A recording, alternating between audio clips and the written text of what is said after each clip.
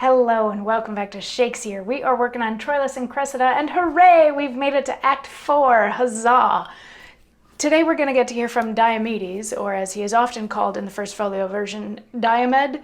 That's how most of the other characters refer to him, and it might just be a scansion thing, because Diomedes has more syllables than Diomed does, the same way that they turn Cressida to Cressid in a lot of the monologues and conversation. But anyway, Diomedes is one of the Greeks, and if you remember, at the beginning of Act 3, Scene 3, he and Calchas took off from the Greek camp into Troy to try to broker this trade to get Cressida, and they would release Antenor to make that trade, because Calchas is, or Calchas, however you want to pronounce it, is Cressida's father, and he wants her back. So they have gone off to do that. Meanwhile, Ajax is all full of himself, and Achilles is maybe feeling a little bit bad about himself, but figures the way that he can fix things is by inviting Hector over to dinner. That's not the story that we're dealing with right now. We're dealing with this one. We're in Troy, and Diomedes has arrived, and he runs into, obviously, a bunch of Trojans, and they're fairly friendly in greeting him. Like Aeneas specifically is like, hey, it's good to see you, welcome to the city, but if we were on the battlefield, I would totally kill you. And Diomedes is like, I would totally kill you first. So there's this back and forth exchange of a little bit of smack talk, whatever. And Paris is also there, and he's like, okay, enough of that. Like, why are you here? And Aeneas is like, well, I was supposed to bring him to the king, but I'm not quite sure why. And Paris is like, oh, yeah, it's because this trade is supposed to happen. Cressida is going to go back to the Greeks to be with her father, and they're going to release Antenor to us. So that's why he's here, to like make that whole thing happen. And and Paris is like, Troilus is probably with Cressida right now, so just be aware when you go get Cressida, Troilus is there.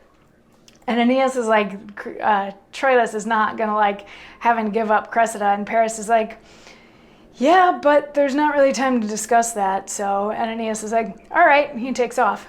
And they all leave except for Paris and Diomedes. And Paris turns to Diomedes and is like, all right, cards on the table.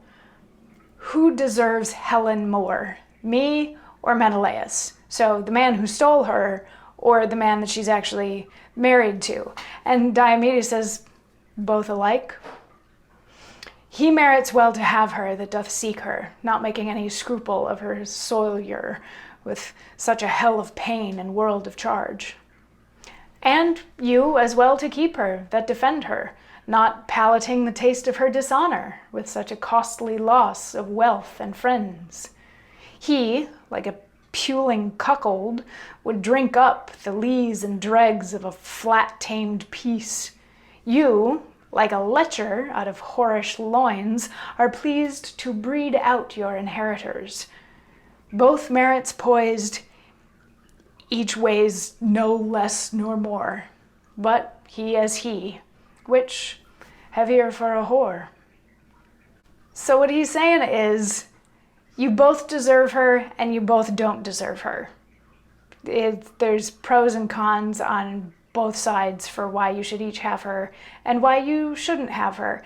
But he's saying it with this tone of, I really don't care, and I'm not really invested in this whole thing. And Paris calls him out on that, and he's like, you're being too bitter. And Diomedes is like, yeah, but she's bitter towards her country. Like, look how many people have died on both sides because of her. And has she even cried for any of them? Is she worth all of those lives lost? Which, remember, was a conversation that the Trojans were having earlier in the play, when they could just end the war by giving Helen back, but they decided not to because it would be bad for everybody's reputations. So Diomedes on the Greek side is also like, this is just dumb and this is stupid and we shouldn't be fighting this war over this woman who's not worth it. And Paris is like, yeah, that's a bigger discussion. Let's just get this whole thing over with. And that's the end of Act 4, Scene 1. So, huzzah! We've got a trade about to happen. We still haven't broken the news to Troilus and Cressida that Cressida is being used as a pawn in this whole thing. So we are going to get to that, and it's going to be fun, let me tell you. But I'll see you tomorrow for more. Mwah.